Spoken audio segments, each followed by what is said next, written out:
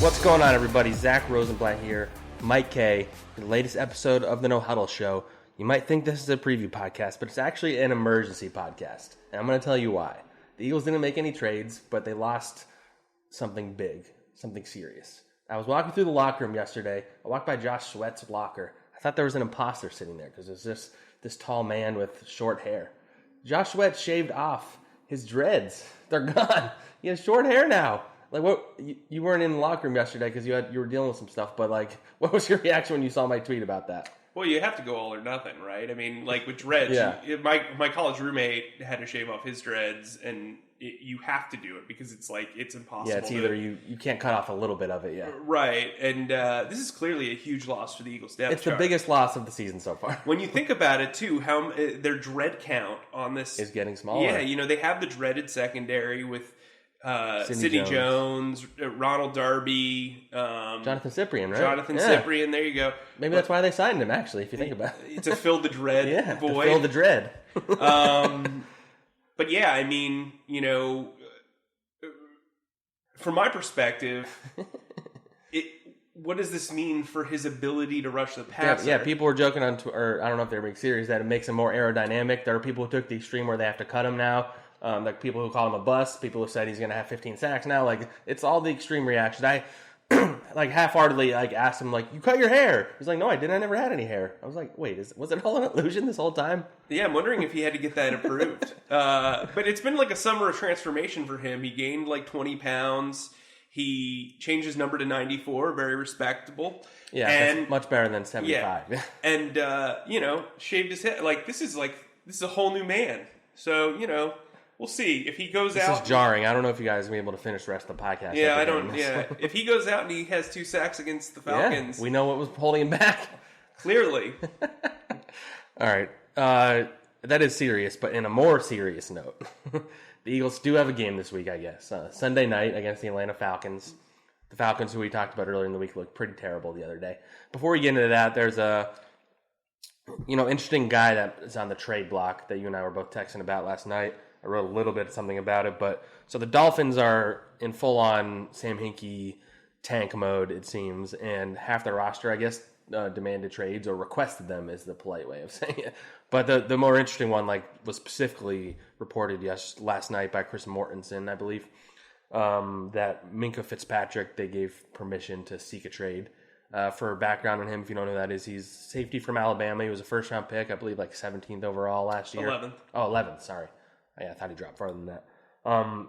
New Jersey native, actually grew up an Eagles fan. He told me that when I interviewed him during the pre-draft process last year, which he's for central North Jersey kid. Usually they're Jets or Giants guys. So as Seamus Clancy tweeted at me, he checks out on the from here score, being from here. But he's like a versatile defensive back who's played safety and corner in the NFL. He played mostly more corner last year, and I wouldn't say mostly, but he played a lot of corner last year. I think he's played more safety so far in the new team, and I think I saw a report that he wants to play corner, and it's not like he can really demand what he's going to play when he's going places. I'm sure if he came to the Eagles, I feel like he would be more willing to adapt to the surroundings. But what is your read on Minkah? So I really thought that he was going to be a premier NFL safety because he was really good at the position at Alabama. He's obviously versatile enough to play nickel. He can play some corner. But I like him as a free safety or a strong safety. Obviously, there's a lot of perks to trading for him. For one, he's on the second year of a first-round pick contract, which means that you have that 5th year option. So you basically could have him for 4 years. You have your replacement for McLeod or Jenkins. You also don't have to pay the hefty bonus that comes with an 11th overall pick because they already paid it. Yeah, the Dolphins have that charge. I think from the long-term perspective, we've talked about this before on the podcast. The safety group is going to look very different next year because Malcolm Jenkins is getting up there. I think he turns 33 next year. And he's also, well paid, even though he wants to be even more highly paid. Yeah, which kind of faded away. It's weird. After Jeffrey really talked to him. Yeah. I mean, and then McLeod is set to become a free agent. They have 2 older guys backing them up in Cyprien and Zendaya. They won't be here next year. Yeah, that's a fair assumption. Yes, yeah. So, Fitzpatrick could come in here and be the big nickel, replace Zendaya, maybe get back a compensatory pick, so it makes sense to maybe trade a third-round pick so you can pick up the fourth-round pick as whatever you want to do with that. But he can play corner, he can play nickel. Like, he gives you options if you feel like Avonte Maddox is your best backup corner. If Rasul or Sidney goes down or Darby has a setback and you want to move Avonte Maddox outside, Minka Fitzpatrick can play that nickel spot. I would keep him in the center of the field. I think outside there are some limitations. Alabama cornerbacks historically kind of fall off a cliff after a few years. Yeah. But again, I think that Fitzpatrick would be an ideal, trade asset. Let me propose a trade to you. Well, before you do that one, I should say Mortensen's report included that the Dolphins' current asking price includes a first-round pick, which I don't think the Eagles would do. I don't think anyone would do that. But yeah, so what would your offer be? A third-round pick in Rasul Douglas. I think that makes a lot of sense for both teams. Douglas has this year and next year on his deal, so they have a little bit of a long-term situation with him. Plus, you get a third-round pick. I think the general assumption would be if you trade for Fitzpatrick, you're probably dropping Sendejo, so the Eagles. So it's like they're gaining a fourth-round pick also. In a way. Right, and that's the type of trade Howie would make. I don't think it's a realistic possibility that they trade for him. That's fair. I think it's a home run if you could get we're always talking. People are always asking Howie to make a splash trade. And this makes sense on so many levels that if you're gonna do it, you do it for a guy like this that you have under contract for a few years, which is probably why the Dolphins are asking for such a high, value. You have a guy who's just drafted in the first round. And he's proven that he's not bad at least, which is a step up for a lot of guys that get given up. Teams give up on right away. The interesting thing, we were talking about this earlier. So the Eagles, in theory, their third round pick is going to be worse than, if a mid-level team were to do it. So some people suggested a second and Sidney or Rasul Douglas. They would only have to do that if there was a lot of other teams probably negotiating against them, I would guess, right? Yeah. Right. And I think from the Dolphins' standpoint, they think they have leverage, but they really don't. If you're having a fire sale. If everybody knows you're trading somebody, then what's the value? Right. I mean, obviously, I would assume Fitzpatrick's agent kind of leaked that one because it does take away a lot of leverage. What I will say is this. First-round picks, draft picks in general are like cars. Once you ride them off the lot, they lose a lot of value. I mean, look at Josh Rosen. Right. He was drafted in the top 10, didn't really get a chance to show anything, and all they could get was, a third? Was it third or second? I think they got a second. Second. Late second. But it was because the Cardinals were so bad at negotiating. Right. But still, the point being. And that's the quarterback position. You traded a top 10 pick less than a year earlier for not a top 10 pick. Right, and it's the quarterback position, right? Yeah, it's the quarterback position. He's the pick before Minka Fitzpatrick. Whereas, safeties have less value now. Some guys got big contracts, but last year especially, you saw those guys who were kind of lingering in free agency for so long. Mm-hmm. And then what I will say, too, is how are you going to fit him into your defense? It's one thing to get a good player. For instance, when Eric Rowe was coming out of college, I thought he was clearly a safety. Chip Kelly used him as a corner, or Billy Davis did at least. Yeah. Billy, not a great defensive coordinator. So. Right, and so then you have Billy Davis using him as a corner. They trade him to New England. He does okay as a corner, but he's a safety in my opinion. He's also now in Miami as well. Oh, he is? He is. Yeah, he was on the Patriots during the Super Bowl. Yeah, but he went with Brian Flores. Yeah, did he sign as a free agent? Yep. Mm-hmm. Oh, I didn't even realize that. Wow. So was that one of your signature former Eagle signs with so and so posts? I don't remember. So it was so long ago, but the action was hot and heavy, so maybe he got lost in the shuffle. But yeah, so I mean, you can take a guy and bring him in and think he's great, but if you use him poorly, you're kind of I mean, Golden Tate is a good example of what can happen to that. Right. They didn't need Golden Tate; he was a luxury. They traded for him and just did not know what to do with him. They didn't have a plan. Right. So if you're trading Fitzpatrick, you would hope they know how they were going to use him, whether that's in the Avonte Maddox role, whether that's the slot corner, a safety, whatever it is.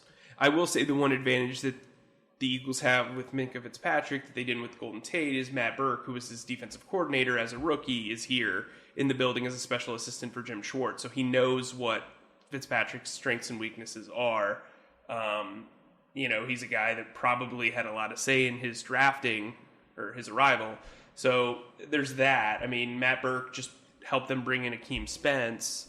So clearly... Yeah, Matt Burke, no, if they bring Fitzpatrick in, then Matt Burke has played a part in that. Right. So, they've kind of still followed the model of the Joe Douglas, where you want that circle of trust or whatever, where it's, it's a guy that people have experience with in the building, so they know how he fits the culture, what he can do in the system, etc. Yeah, like Howie's talked a lot in the past about how the Eagles, before they pursue a guy, will talk to somebody on the team who has played with him or knows him or whatever. Mm-hmm. It's just a smart way to go about things instead of just willy-nilly just going and getting a guy because he sounds talented, which is what other teams do. And it's also why you never really see the Eagles having the sort of locker room issues that a lot of other teams do, Yeah. Fun trivia question for you. Who's the one player on this team that's played with Akeem Spence? That's played with. So it would have been with the Buccaneers, I'm guessing. All right, so I'm accurate. So who played on the Buccaneers on this team? Vinny Curry? No, he was on the Dolphins last year. Oh, who is it? I give up. Josh McCown. Oh, that's a good... The brutal 2-14 that's a good one. Lovie Smith year. Look at that. That's a good one. 2000. Dude, Akeem Spence in the locker room, the dude was smiling so widely the entire time he talked to the media. He's like, I've never been on a winning team before. I'm just the Eagles called. So I'm like, yeah, I'm excited. It's really, whenever they sign a guy who's never been on a winning team before, it's really, Zack Brown was so happy. He's like, I'm sure he wasn't really getting much interest anyway, but the way he was don't answer any of their calls. I'm going to the Eagles. It's funny how that happens with guys who come from losers, I guess. Yeah, I mean, I think it's going from, a hole-in-the-wall Italian restaurant to going to work for, So going from, Olive Garden to, a fine dining Italian restaurant. Yeah. So, or, Carrabba's. I don't know. Whatever. I'm not a huge fan. I haven't been to Carrabba's or Olive Garden in a long time. So before we get in the preview, just one more news item. Torrey Smith announced his retirement on Twitter today. He did a video. I'm wondering if that's more one of those, nobody's interested in me, so I might as well call it now, kind of, because he was getting up there, his speed was kind of gone. He has other interests outside of football, but Doug Peterson did open his press conference, congratulating him on the next stage and that he won a championship with us. He had some really good moments for the Eagles that year, so, I mean, this probably... Especially in the playoffs. Yeah, so I figured I'd just let you guys know that. All right, now we'll get into a little preview. Just before we get into, some categories and stuff, what's kind of your general feeling now as we're at the end of the week about this game? Well, I think the Eagles are in an interesting spot. So they're going on the road against a team that was embarrassed on the road in week one. They saw what happened to a division rival, the Carolina Panthers, on Thursday night, and the Tampa Bay Bucks look like they're much improved on defense and could be a contender for the NFC South. I think the Falcons need this win. They really need... the Eagles need this win. Every win is important. The Falcons really need this win. 0-2 is tough. Yeah, especially in that division where you have a team like the Saints. That said, I do think this Eagles team is better. I think a lot of the concerns about the Eagles pass rush are unfounded just because they didn't get sack numbers. I've rewatched the game twice. They were getting tons of pressure. The cornerbacks do need to be put in a better position in coverage, but they also need to play better. This is going to come down to how can you stop Julio Jones. And the Eagles, over the last 3 matchups, have done a pretty good job against him. And so Doug touched on that at his press conference today, and they'll go with the same strategy. If he gets his yards, you let him get his yards, but don't let him score, which they have. And he has the amount of targets he's gotten in the last 3 games against the Eagles. I think it's 16, 15, and 19 or something like that. So they're going to throw it to him a lot. They do have Calvin Ridley now, who is a pretty good player. Doug spoke pretty highly of Mohamed Sanu as well. They have Austin Hooper. Even though the offense looked pretty bad, those are still tough weapons to cover, especially for a team that maybe has secondary issues. At least based on the first week, it seemed like they might. So just looking at the game, let's go through the key matchups. What's the first key matchup you have your eye on? It probably has to do with Julio, I'm guessing. Yeah, I mean, Julio versus Ronald Darby, I think is a big one. Wouldn't be shocked if they put Rasul on him at times, just from a size standpoint. I think Darby covered him last year, I believe. He did. Yeah. But Darby's also coming off a knee injury, so if they have him on a pitch count again this week, I think Rasul's the guy you want on him. My impression is that they're going to be doing this rotation for a while with the 3 of them. Yeah, that's the way Jim Schwartz kind of alluded to it. But What I'll say is this. I think that if Darby can, like you said, keep him to big gains but no scores, I think that the Eagles will be in good shape. You want to force the Falcons to take field goals as opposed to touchdowns, because I think Carson Wentz, having Deshaun Jackson, can light it up on the other side. I'm trying to think of like another matchup that like super stands out. I think Deshaun against whatever corner they. You think it'll be Trufant? Probably. Yeah, so I'm guessing he would probably follow him then, right? Mm-hmm.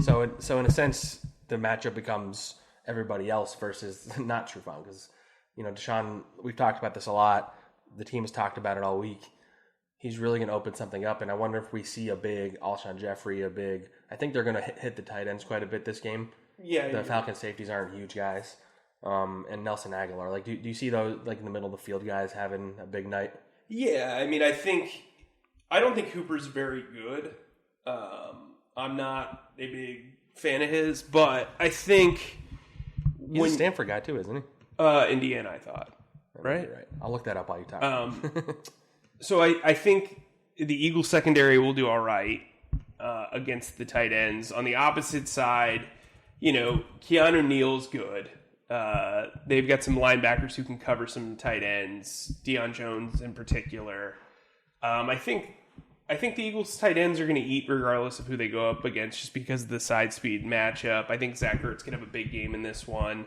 Nelson Aguilar is another guy I like. Funnily enough, Zack Ertz's like a lone bad game last year was pretty much against the Falcons. He had like 2 drops, and I don't think he had many drops the rest of the year, actually. Fair enough. Yeah, that was the one game I didn't cover. By the way, Hooper was Stanford. I was right. He was? I knew it was like red and white. He's the classic 6'5" tight end that comes out of Stanford. Who am I thinking that went to Indiana? Tight end that went to Indiana. I don't know. Anyway, whatever. That's not Nate Sutton on the brain, I guess. Yeah, we'll have to talk to him. So let's say this is like a general thing, but I think the interior on both sides is kind of like the other big matchup. So you have Grady Jarrett, who I think the Eagles really are going to be keyed in on, because he's really disruptive.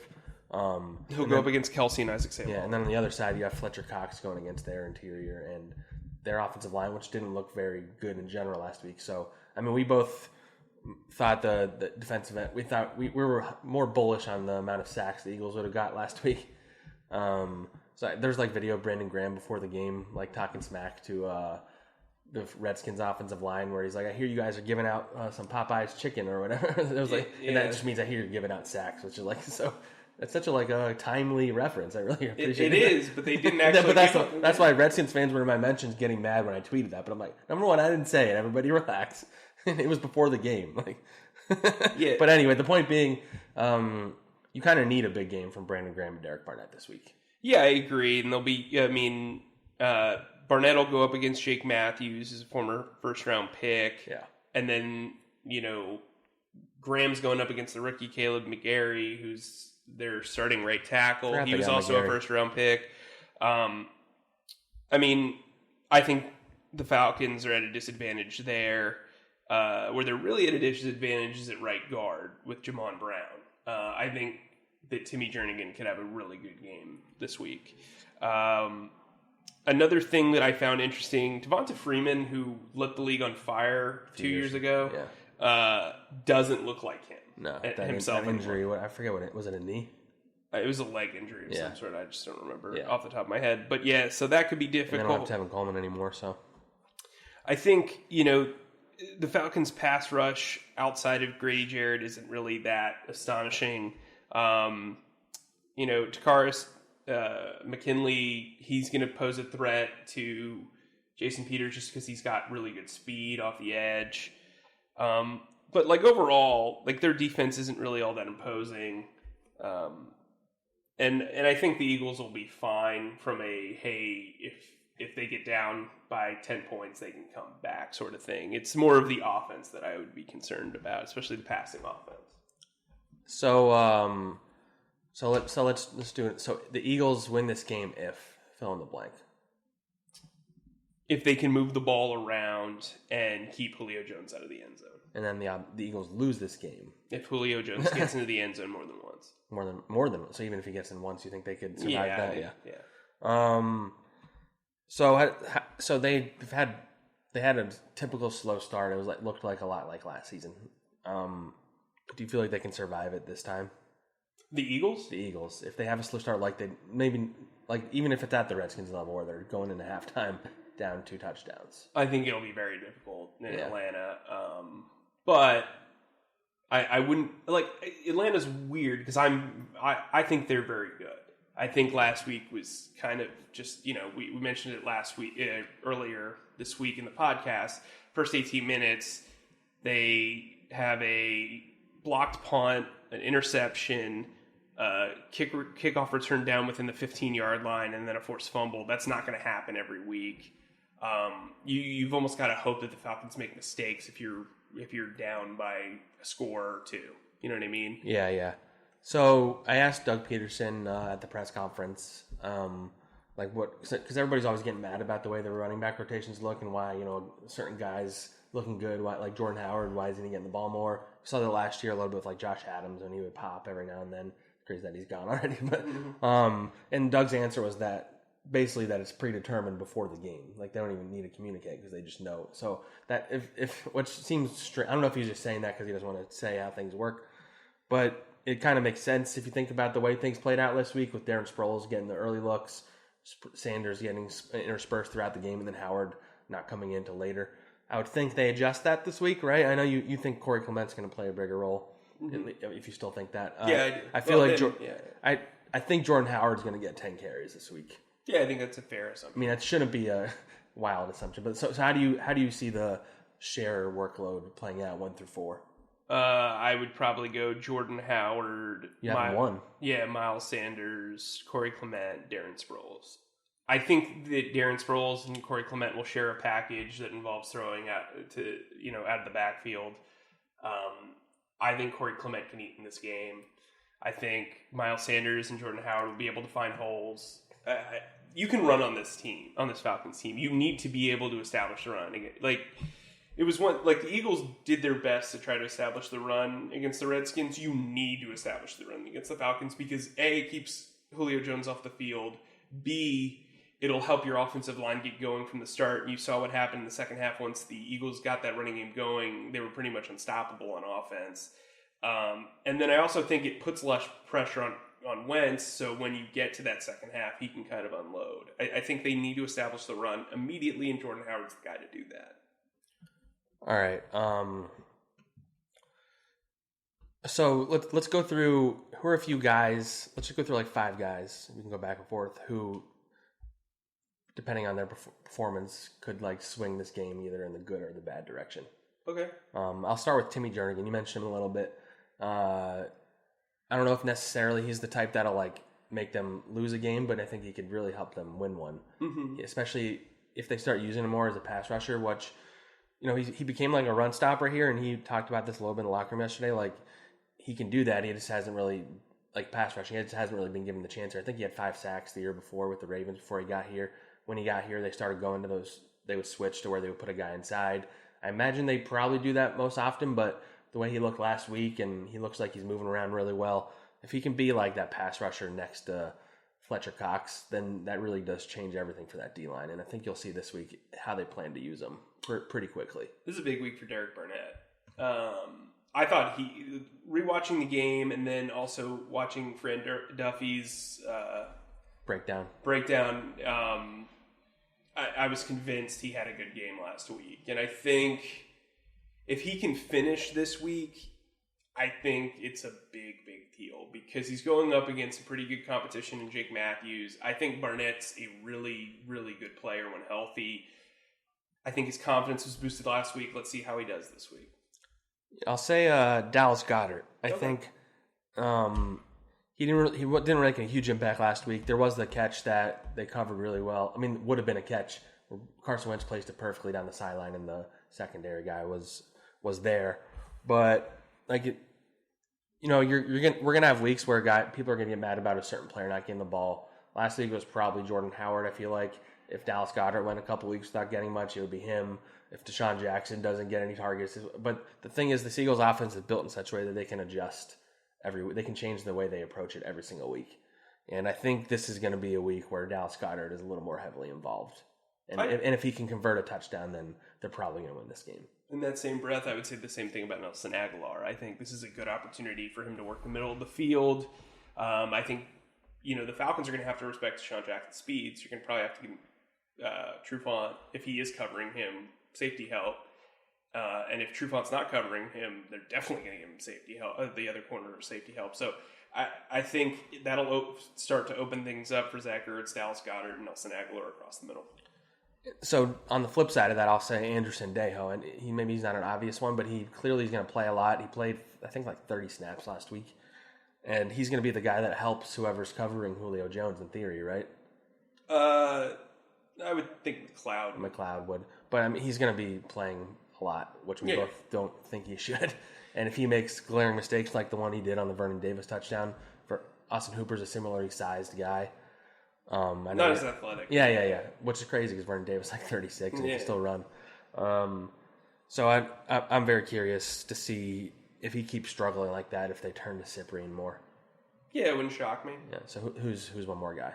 A guy that, like, if he doesn't perform well... Or on the flip side, if he has, like, a random breakout. I mean, we've talked about him already. Jordan Howard, look, the Vikings got up early, not just because of the flubs of the Falcons, but because Dalvin Cook ran the ball so well. And I think this is a team, the Falcons, whose defense is porous, and you can run through it.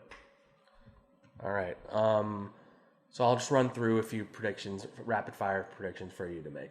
Cool. All right. How many passing yards? What's Carson Wentz's stat line, like general stat line? You don't need like a specific number, but completes 65% of his passes for 290, 3 touchdowns, and an interception. So do you have Jordan Howard leading the team in rushing this week? Yes. So what do you think his line looks like? 12 carries for 53 yards. So it sounds like this season is going to be a lot like past season where they're not going to have many 100-yard rushers, right? Yeah. Correct. So Zach Ertz, how many catches do you think he gets this week? 4. Oh, you don't think he gets 4? Like, you think they're going to be spreading the ball around a lot? And that's why this game is going to be about spreading the ball around. So do you see Aguilar making a little more impact this week? Yeah, I think he gets like 4 or 5 catches. We should say, I think Deshaun Jackson mentioned that Nelson was a little down after the game, because he didn't get the ball as much as I don't know the exact context. That's interesting. Of it. Yeah, I spoke to him after the game. And I know. I don't know when Deshaun said that, but some people were asking questions to other players about him. But the point being, it wouldn't be surprising if they came out and gave him, not because of that, but he is a good player, and this is the kind of game where he can open things up. You're in a contract year and you catch 2 passes for 11 yards in your first game. You're probably going to be frustrated. Yeah. So do you think Derek Barnett gets his first sack this week? Yes. Do you think Brandon Graham gets his first sack this week? So how many sacks do you think the Eagles get then? 4. That's a good game. Do you think the Eagles force their first turnover of the season this week? Yes. Forced fumble by Fletcher Cox. Oh, specific. I like it. Jake Elliott, do you think he misses a field goal this week? Yes. Oh, man. He did make one last week, right? Yeah, he made it towards the end of the game. I wonder how many missed field goals before they get worried about him again. It depends on where they are. Yeah. All right, so let's get to our game predictions. Do you remember yours off the top of your head? Mm-hmm. What you had? 24-20 Eagles. Carson Wentz throws 3 touchdowns, 1 to Nelson Aguilar, 1 to Dallas Goedert, and 1 to Zach Ertz. The game is 21-20 entering the fourth quarter. The defenses both kind of stand firm. Jake Elliott kicks a field goal within the last 5 minutes of the game after missing one during the first quarter. So he does the classic Jake Elliott thing where you forget about it. Yeah, so he makes that last one from probably 45 yards out. So the Falcons have to go for a touchdown on their last drive, and history repeats itself where Matt Ryan and Julio Jones can't connect. For the third time? Yeah. That'd be wild. In like the same scenario too, where they're like four downs in a row to do it. It'd be funny if it was another corner too this time, because the first time it was Mills, the second time it was Darby, and this time it's like Sidney Jones. Just imagine how demoralizing that would be for, number one, for it to be at home, for it to happen the third straight year, and for them to fall 0-2 and feel like, that division looks like it's going to be weird this year. Yeah. But for it to feel like, we don't really have a chance anymore. I came up with all those specifics off the top of my head. I know, I respect that, because I was just looking at your blurb that we do every week, and you didn't have any of that in there, so that was impressive. So there you go. But yeah, you can't put it in writing, because then people will have it. Yeah, that's true. Yeah, they have to actually listen to this to to call it back to right, it. man. I had so before the season, I've been predicting the Falcons to win. Just on paper, traveling on the road, primetime game, coming off what I thought was going to be an easy win over the Redskins, maybe back off a bit or something. But then I'm overreacting to week 1, but Falcons looked really, really bad. You mean you watched it more than I did? Just looking at the box score, even it was just really bad. So, and if you think about it, the Falcons didn't really do anything this offseason. They lost guys, and I don't know anyone major that they brought in. They brought back Adrian Claiborne, but they re-signed Grady Jarrett. They let go of Tevin Coleman, who made their offense more dynamic probably than Ito Smith does. So it's like the same. Sometimes that works, and sometimes it doesn't. And they weren't that good last year. So, but I had the Eagles winning 31-20. I think a big Carson Wentz game. I think the defense has a bounce back performance and shuts down Julio. And I think they pull it off. All right, before we go, we can run through little comments. We got a few on our last pod about Malik Jackson's injury. First one from Wild Grem says, "Man, Rosenblatt's laugh is unbearable." I agree. I agree completely. I've been cursed with this laugh my whole life, and you're not the first person to tell me that. Some people tell me it's endearing, but I don't believe that. It's not. There it is. Here we go. AJG says, "Why doesn't Jordan Howard get enough credit from the Eagles organization to give him the lead back role? I love Sproles and have faith in Sanders, but Howard is a multiple 1,000-yard rusher. What's your opinion?" So why do you think it's just he's new to the system and kind of thing? Like, why do you think they didn't give him the ball? I mean, Miles Sanders is new to the system. Yeah, that's a good point, actually. I think they wanted to start off out the gate really well. They know what Darren Sproles can do, and I think it was smart on their part in a lot of ways to go with what they trusted. Also, remember, Carson Wentz is playing in his first game. So, he didn't have the preseason. He worked a lot in practice. So you go with stuff that's comfortable for him. I think moving forward, Jordan Howard and Miles Sanders will be a lot more involved. That said, look, Jordan Howard's yards per carry mark has dropped every year that he's been in the league. There's part of the reason why he had so much yardage beforehand is because the league is moving away from workhorse backs, and the Bears didn't that for those first 2 years. Yeah. They ran him into the ground. So I think, that's something to contemplate. This team's always going to run a committee until they don't. And even then, I won't believe it.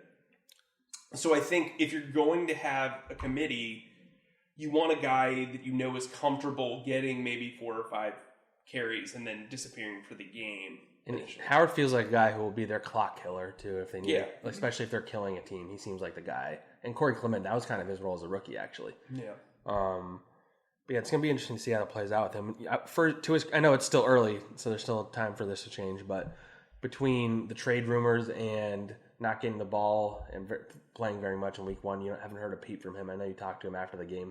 He seemed like he was in fine spirits, right? Yeah, he's happy. He's the kind of guy that fits into the Eagles locker room. Yeah, he's definitely a fit from a culture standpoint. Yeah. All right. Dawson Garrett says, "I agree with everything." Oh, that's good. Other than the fact that I believe Deshaun Jackson will have the most yards and touchdowns. Mark my words, dude's motivated. Would it surprise you if at the end of the year he had the most receiving yards on this team? It wouldn't surprise me. I still don't think it happens. I wouldn't be. He might get more touchdowns than we originally thought, though. Yeah, I mean, if they keep hitting him deep downfield, even if it's like 800 yards and 7 or 8 touchdowns or something like that. I still think Ertz is going to end up with the most yards. No, not this week though. So you think it's still? I mean, there's 16 weeks in a season. Yeah, I know. I'm saying that'd be 2 weeks in a row with how many yards, but. Cody, that's a very simple name. Am I the only one that would like to see them try to loft a pass to Arcega-Whiteside in the end zone this week? I would say he had a lesser role than I thought he would. He played less than Mac Hollins, actually. So it seems like all the Mac Hollins get cut stuff was maybe overblown, just based on that. I would think by the end of the year he's playing a little more, but he did make some mistakes last week. They're playing a better team. I don't know how much he's going to play this week. I don't think it's. Sorry to cut you off. I don't think it's necessary. Like, if you want to use him and you have a set package of plays, sure, but you don't need to force it. This team already has enough mouths to feed, and I think let it be organic. Don't force it. If you're running a red zone package where it's 12 personnel and your personnel is Corey Clement or Jordan Howard, and then the 2 tight ends, Alshon Jeffrey, Nelson Aguilar.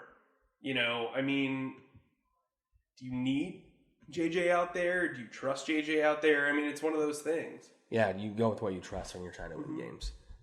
Maybe in like a first half situation. Yeah, maybe. In the second half or something. But in this one, we should talk about this a little bit before we go. Ream 53, basically he's mad about how Jim Schwartz is always having the corners play 3 or 4 yards off, which is a frequent talking point around these parts.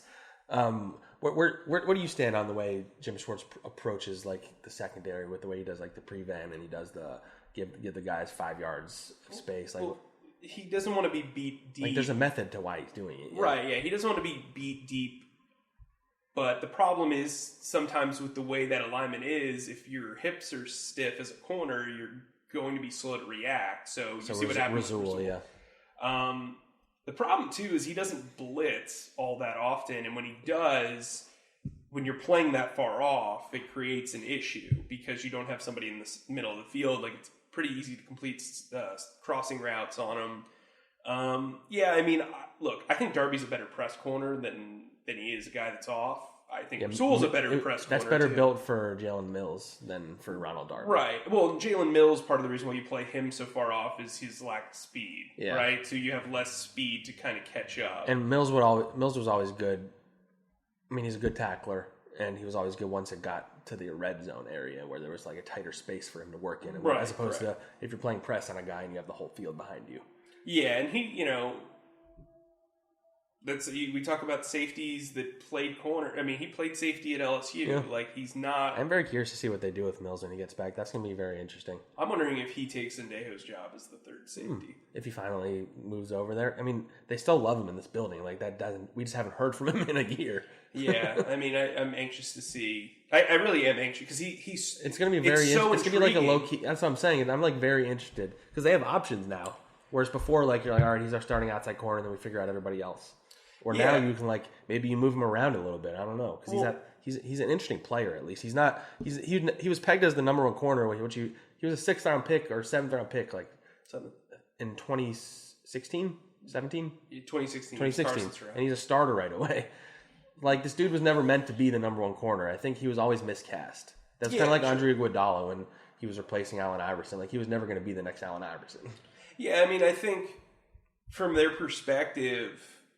He could also impact what they do with Cravon LeBlanc, right? Yeah. So if you bring him back, do you bring back Cravon? So I'm very intrigued by how they're going to handle that because I really don't know. I don't get a good feel or sense. Well, we thought they were going to have to deal with it in week 1, and then Mills' injury kept lingering, and then LeBlanc got hurt. That was like the second day or first day of training camp, wasn't it? LeBlanc got hurt the second day, yeah. Second day.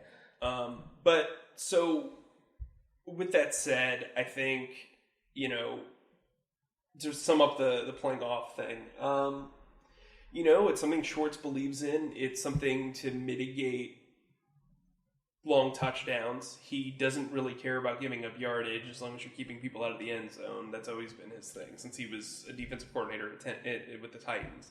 So I think it'll be interesting to see, if they struggle for a few weeks, if he kind of alters it a little bit. I will say the relationship between the fan base and Jim Schwartz is like such an interesting thing to me. They don't give up a ton of points. Like, that's the thing. I don't really. They hate because it looks bad when you give up a long play, which the Eagles give up a lot of, or a lot of yards to one guy. Mm-hmm. But look how much they shut down that running game last week, which is for Redskins for all their problems on offense. They have a pretty good. Before Geis got hurt, they had a pretty talented backfield. Mm-hmm. But it's just strange. Like, okay, he gave up a lot of points in the Super Bowl, but so did the Patriots. Like, that was just how that game played out. And, like, they don't make it to the Super Bowl. If they have Billy Davis, like, just remember what life was like with Billy Davis. It's a lot better with Jim Schwartz. I don't think eventually Jim Schwartz is going to leave here, whether it's for another job as a head coach or a defensive coordinator somewhere else, I don't think he's going to be a lifer here.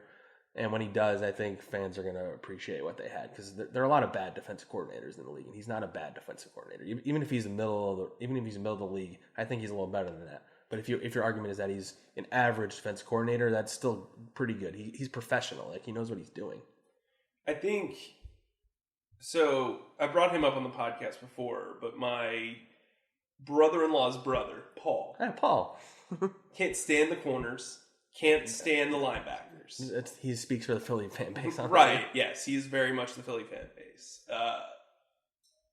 But what I constantly go back to him is when you look at the rest of the league, most teams don't have a true number one corner. Like a guy, like they have a number one corner, but not like a guy who's a shutdown. There's no such thing as a shutdown. Even Jalen Ramsey gives up a lot of yards. Yeah, Jalen Ramsey was terrible against the Chiefs last week. Yeah. But he makes his bones when he covers DeAndre Hopkins this week, and he does a good job against him.